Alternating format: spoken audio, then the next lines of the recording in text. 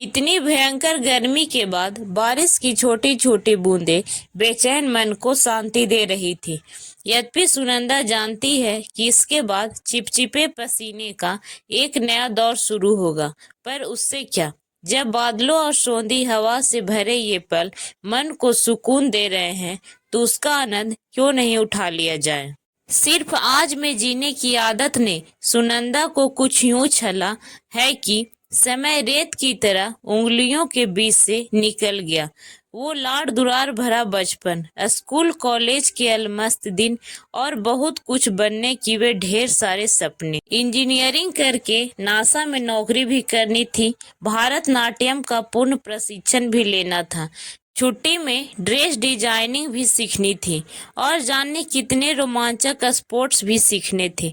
मानो सामने एक असीमित आकाश हो और उसको मुट्ठी में बंद करने की क्षमता भी।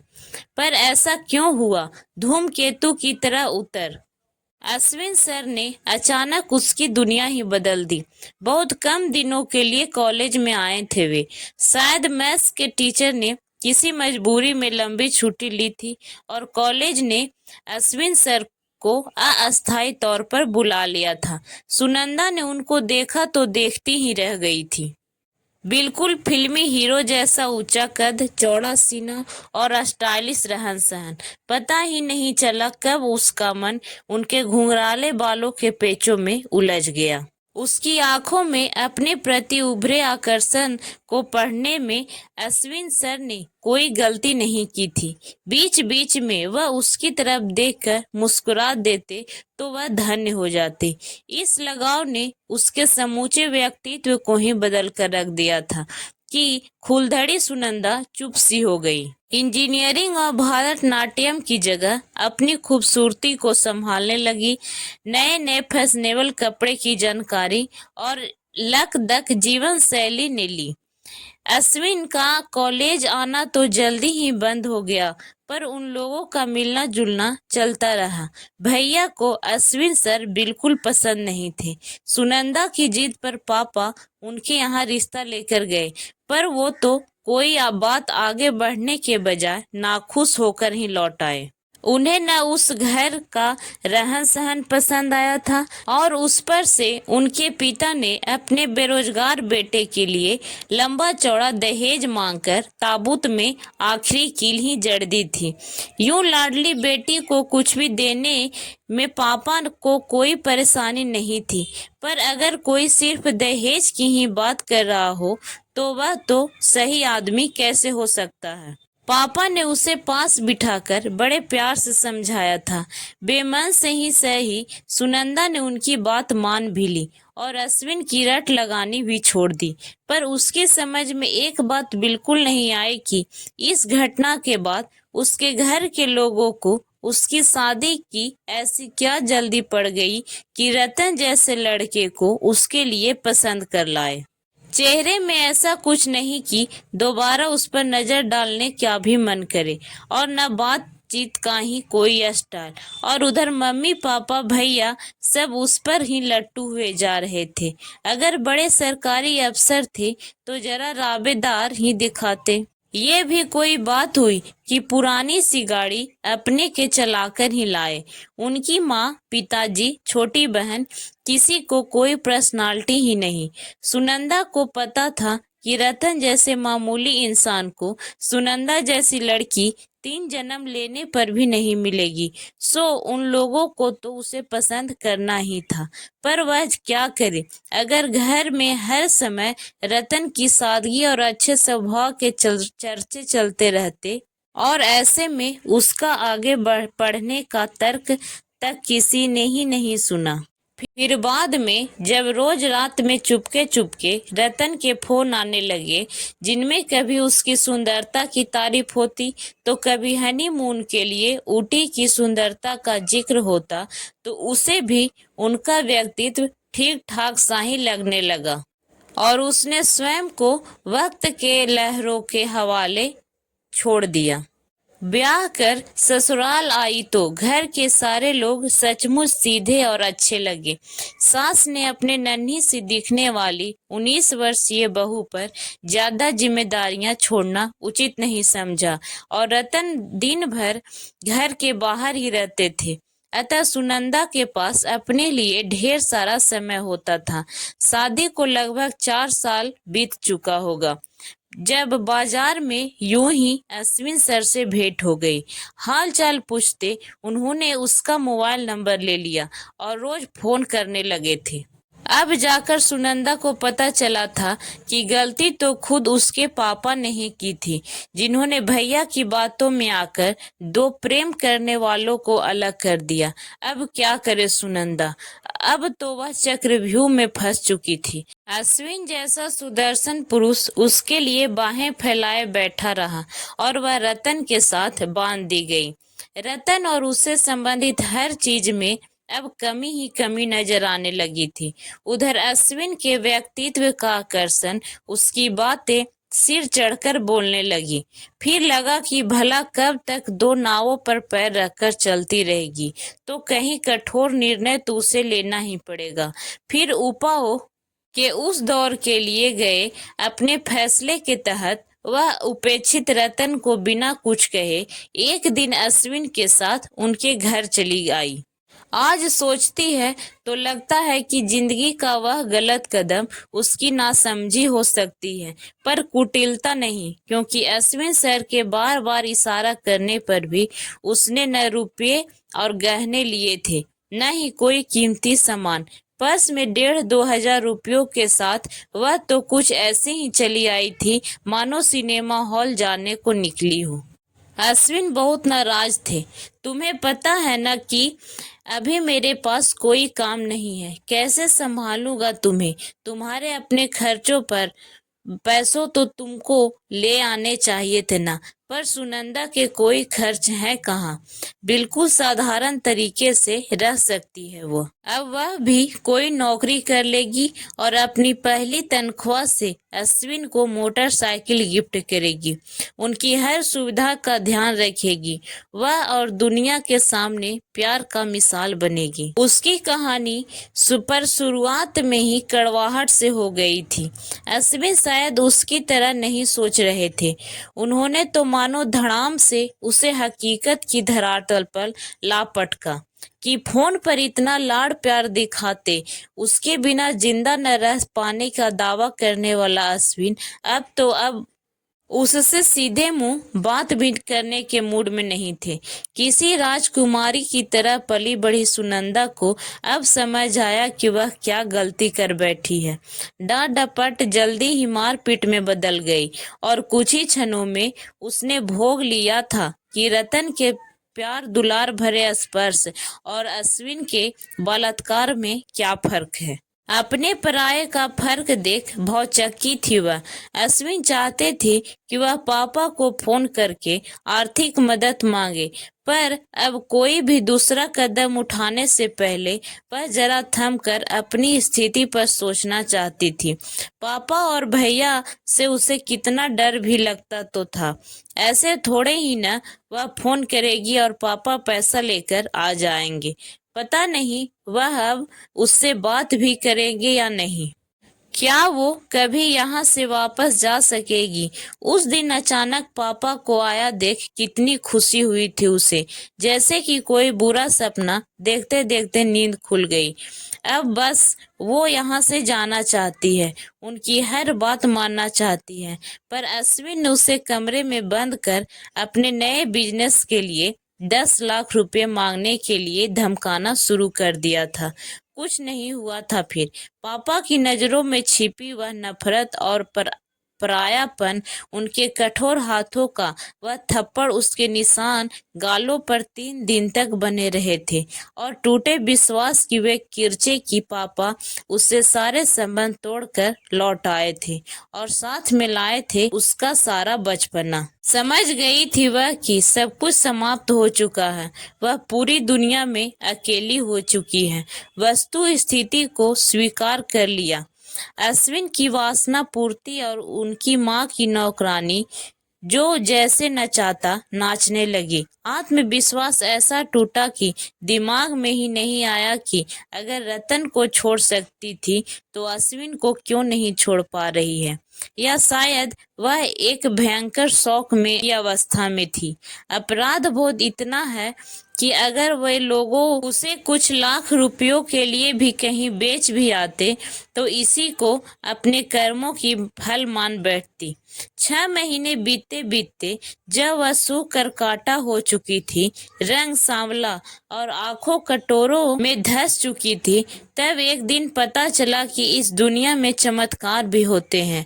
उसे तो आज तक नहीं पता था कि रतन को इस बात की खबर कैसे मिली। वह अश्विन के साथ खुश नहीं है।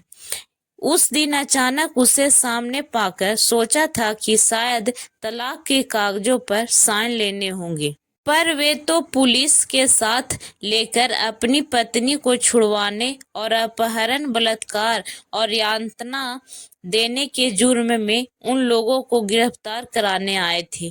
किसी देवदूत की तरह वह उसे बुरे सपने से बाहर ले आए थे और एक बार फिर सुनंदा ने स्वयं को समय की लहरों के समझ शिथिल छोड़ दिया था। रतन के घर पहुंचकर 2 दिन वह अवश्य निढाल भूखी प्यासी एक कोने में पड़ी रही।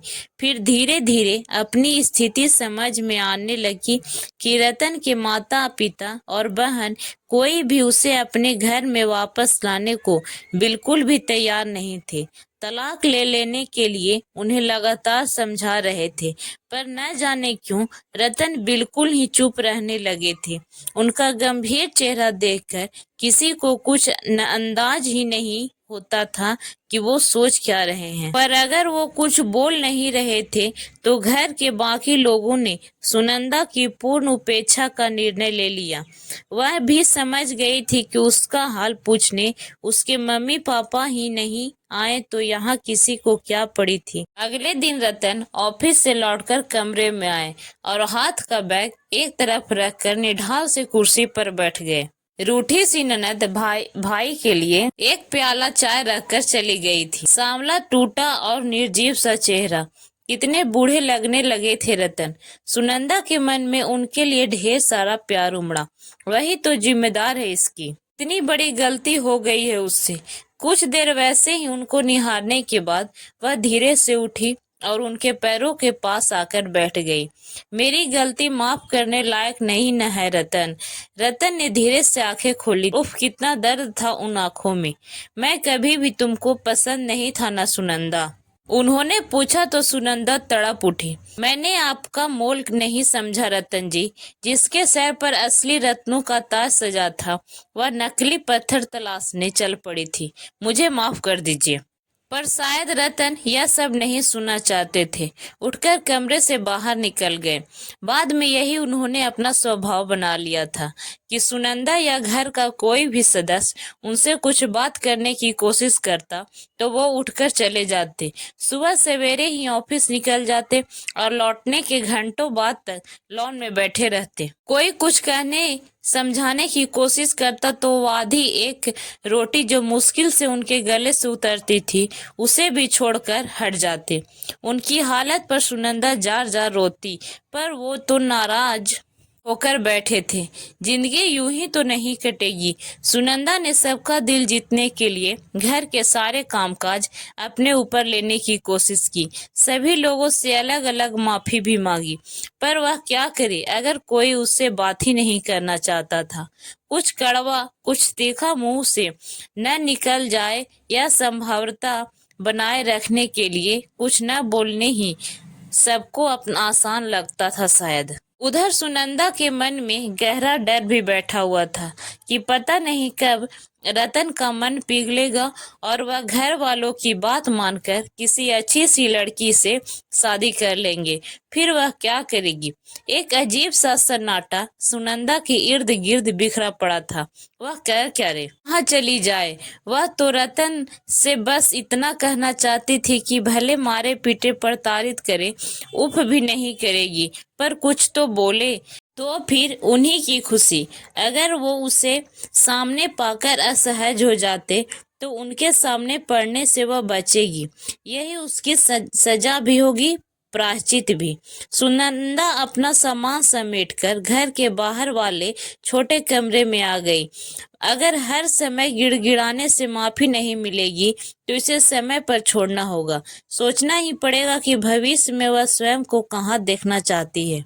अगर दीनता की प्रतिमूर्ति नहीं बनना है तो अपने अंदर वो शक्ति संचित करनी होगी कि लोग उसकी इज्जत करने को मजबूर हो जाएं।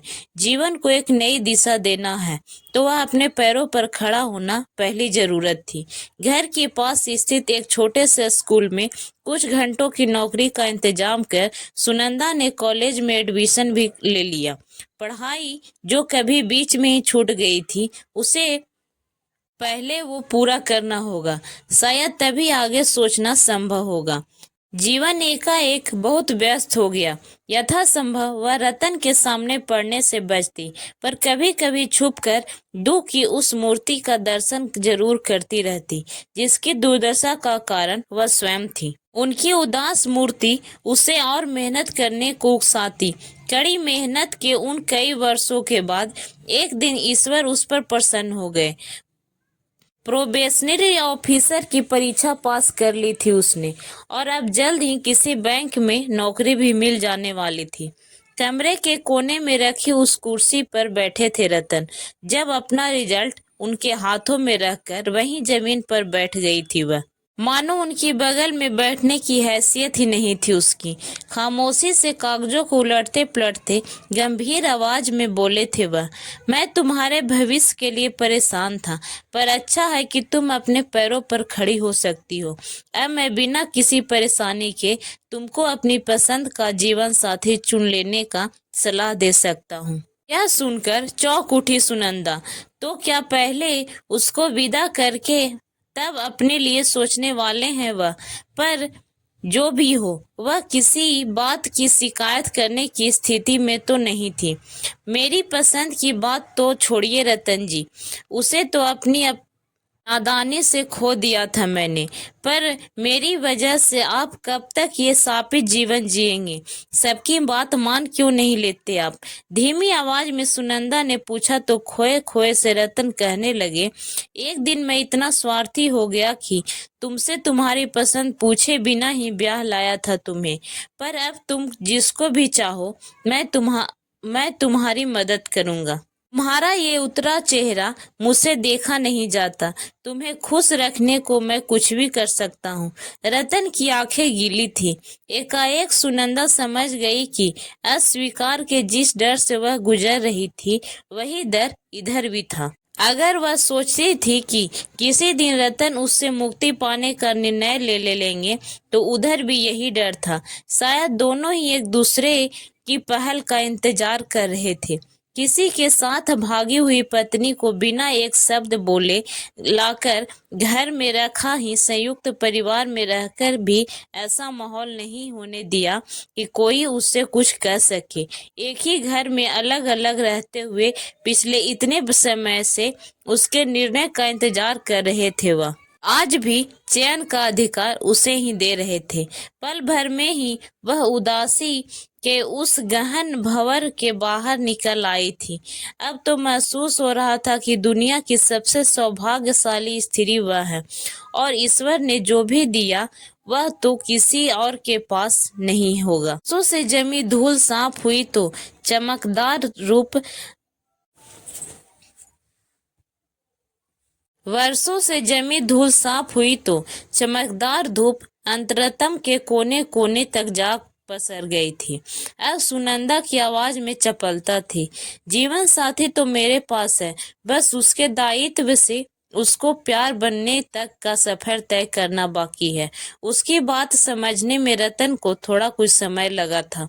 फिर वह उठे और पैर मोड़कर उसके पास वहीं जमीन पर बैठ गए। सुनंदा के हाथों को पकड़कर कहने लगे, मुझे तो सिर्फ तुम चाहिए थी सुनंदा। न समाज की परवाह है न किसी और का ख्याल। बस तुम कह दो कि मैं तुम्हें पसंद हूँ। इस बार मुझे मत नकारना, मैं बर्दाश्त नहीं कर पाऊंगा। तुम्हारी पसंद पर पूरा उतरने के लिए मैं कुछ भी कर सकता हूँ सुनंदा। जानती है सुनंदा, पता है उसको, मूर्ख तो वह थी जो अथाह प्यार अपने आंचल में समेट कर भी खुद को असहाय समझती ही रही थी। पर अब अपने इस पर्याय को सफल पर अब इस अपाय को संभाल कर रखना उसे आता है। आत्मविश्वास से ओतप्रोत सुनंदा उठी, हाथ पकड़कर रतन को उठाया और सास ससुर के कमरे में जाकर उनके पैरों में झुक गई। हमें नए जीवन का आशीर्वाद दीजिए पापा। आपको ये कहानी कैसी लगी हमें लाइक कमेंट करके ज़रूर बताएं और भी ऐसी कहानी सुनने के लिए हमारे चैनल को सब्सक्राइब ज़रूर करें। धन्यवाद।